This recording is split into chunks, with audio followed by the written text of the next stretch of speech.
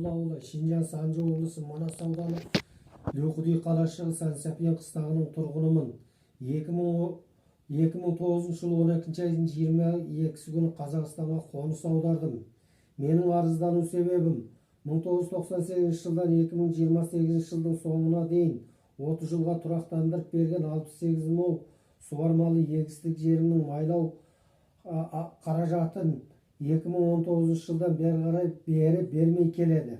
Бұл соманы бермеудегі себебі менің жерімді майлап алған Фуйорың деген Ханзу 2019 жылдан бастап осы қыстақтың бастығы болып сайланып, оқуынан пайдаланып, менің жерімді тегін салып, маған ақшасын бермей отыр. Маған беруге тиісті ақша 163.200 юанды алып берулеріңізді әрі тоқтам уақыты тошқанша жерімнің құқығын өзіме қайтарып берулеріңізді талап етемін.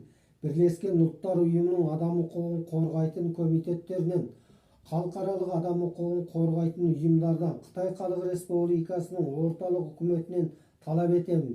Менің телефон нөмірім 8705-726-6471. Әрі осы арызым әл болғанша ешқашан арыздану тоқтатпаймын деп Нұрғазы Зейноллаұлы 2024 жылы 10 айдың 1 күні.